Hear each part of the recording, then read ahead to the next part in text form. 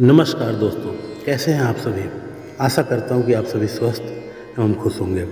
दोस्तों, आज की इस वीडियो में हम बात करेंगे कि गणेश जी और परशुराम जी के बीच में युद्ध क्यों हुआ।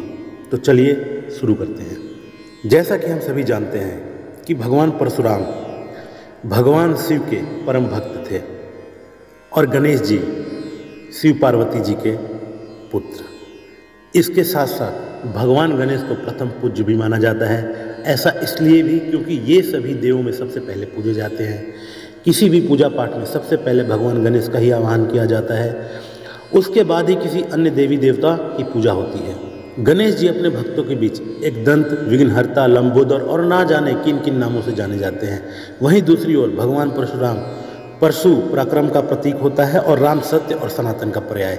इस प्रकार परशुराम का अर्थ पराक्रम के कारक और सत्य के धारक। तो कथा कुछ इस तरह है। एक बार भगवान परशुराम को अपने इष्ट देव भगवान शंकर के दर्शन करने के लिए कैलाश पर्वत पर गए। वहाँ भगवान शिव माता पार्वती के साथ विराजमान थे। साथ ही माता पार्वती को राम कथा भी सुना रहे थे। कथा में बाधा उत्पन्न न हो, इसके लिए उन्होंने अपना दिव्य त्रिशूल गणेश जी को प्रदान कर दरवाजे पर खड़ा कर दिया था। साथ ही साथ यह भी उपदेश दिया था कि किसी को भी अंदर ना आने दिया जाए। लेकिन थोड़ी देर बाद ही वहां पर परशुराम जी भगवान भोलेनाथ के दर्शन करने के लिए सीधे कैलाश द्वार में प्रवेश करने लगे। परशुराम जी को आता हुआ देखकर द्वार पर खड़े नंदी, श्रृंग आदि शिवगणों से उनकी भेंट हुई।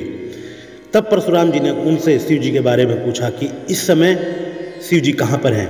इस पर नंदी ने कहा कि इस बात की उन्हें कोई जानकारी नहीं है कि शिव जी कहाँ हैं। इस पर परशुराम जी ने नंदी आदि शिवगणों पर गुस्सा करते हुए कहा कि तुम्हें यह भी नहीं पता कि तुम्हारे आराध्य देव कहाँ हैं। ऐसे में तुम शिवगण कहलाने के लायक ही नहीं हो।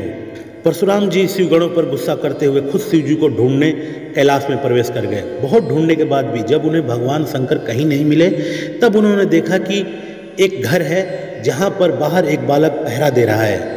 परशुराम जी उस बालक के पास पहुंचे और वहीं से द्वार में प्रवेश करने लगे। तब गणेश जी ने उन्हें वहीं रोक दिया। इस पर परशुराम जी ने कहा कि तुम कौन हो जो मुझे इस तरह यहाँ रोकने का प्रयास कर रहे हो।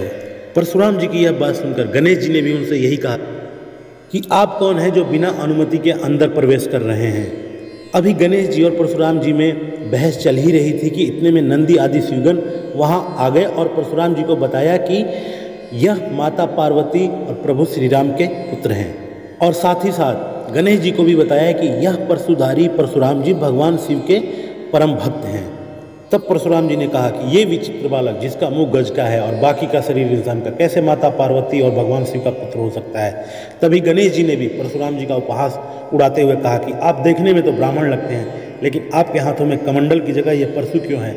इस पर दोनों में बहस होती रही और परशुराम जी जबरदस्ती भगवान शिव से मिलने के लिए उनके निवास स्थान पर जाने लगे। तब गणेश जी ने शिव जी द्वारा दिए गए त्रिशूल को परशुराम जी के सामने रखकर उन्हें रोकने की कोशिश की।